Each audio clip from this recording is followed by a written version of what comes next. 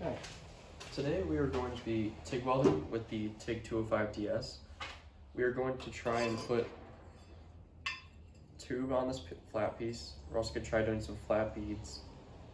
And we're also going to do a T-joint style with this triangle strap that I have. And also do another one with brazing. Could try brazing for the first time. And I don't have any stainless steel with me, but I do have these stainless steel knife blades, so we'll try welding those together. I have my 3 rods. We have the brazing rod for the brazing part. We have a sort of thicker, I forget the thickness size, but it's a ER70S-6. Then we have 2 more of those, but slightly smaller. And then we have a stainless rod for making the knives. All right. With TIG welding, being able to get a good arc on here, we're gonna need to grind this down, so we just have to clamp it down. Then I'm gonna take my grinding wheel and my grinder, and try to grind it all off until it's pretty shiny. And we're gonna do that to all the pieces, so we're gonna do the bottom of this tube. We wanna put it on here, and on these T-joints that I'm gonna make, we're gonna have to grind down all the mill scale off there.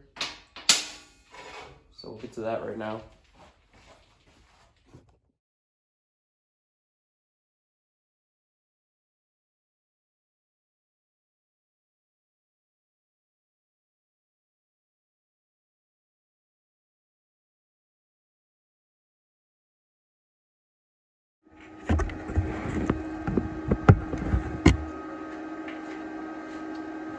Alright, we're going to be doing some flat beads right now. I have my machine set at around 75, 73 amps. I'm going to try and make it so that you guys can see the arc, so you know what I'm talking about. Put my helmet on. Some light to help see. I'm going to be using the smaller ER70S-6 electrode. I'm using the finger arc controller, and let's try and see if I can go left-handed so you guys can see the puddle.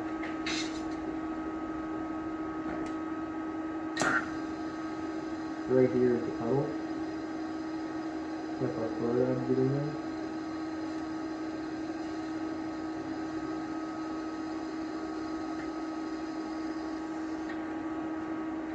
That's what it looks like. I'm going to try another small bead for you guys. The argon gas is on at 20. There we go.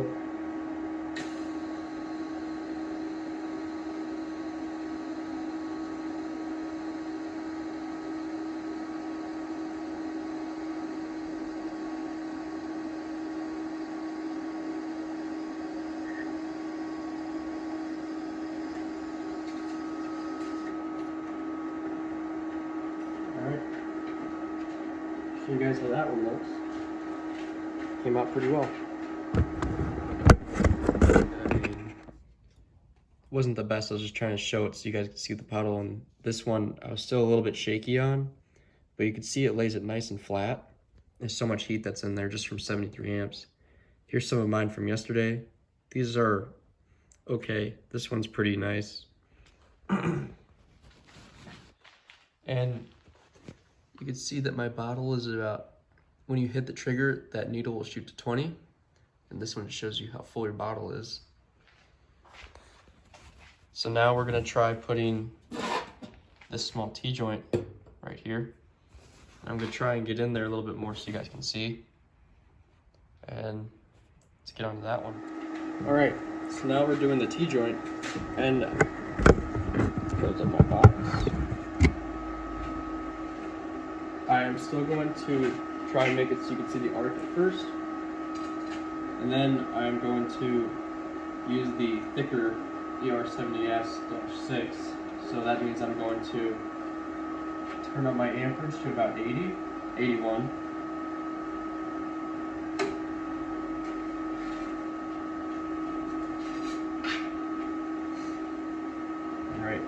see if I can get this going for you.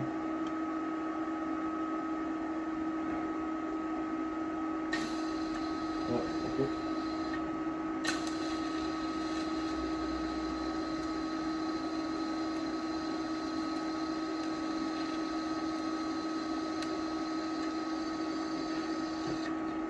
Not the best at TIG, so I just stick the extra.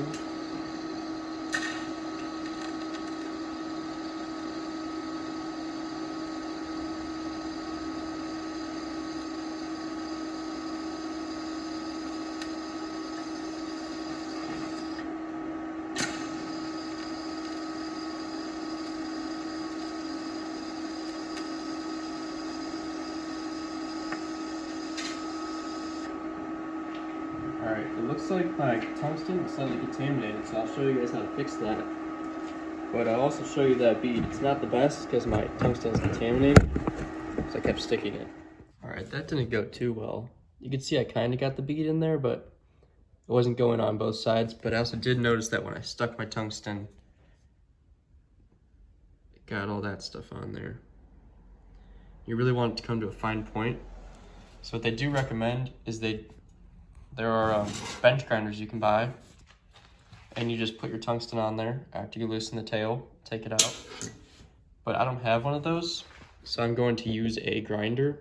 This is very dangerous, and you should be very careful because you are taking your grinder with one hand and putting the tungsten right up on it to try and do it.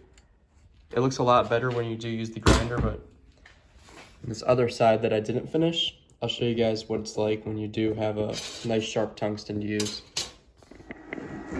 Alright, here's the second half of that. Gloves back on. Same electrode, just a sharper tungsten this time. Show you guys the importance of keeping your tungsten nice and clean.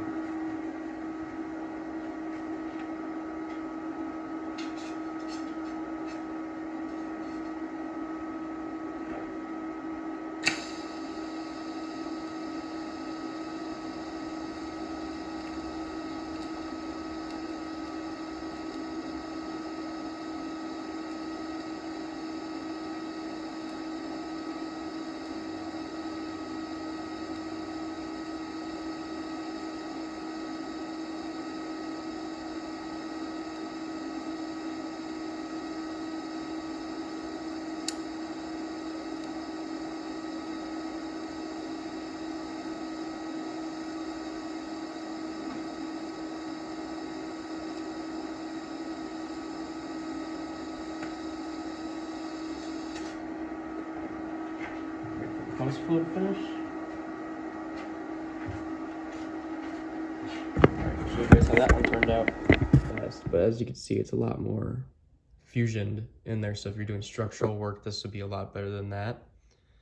But I'm going to try using the smaller wire in the back, right over here. See if I can get a better bead out of that one.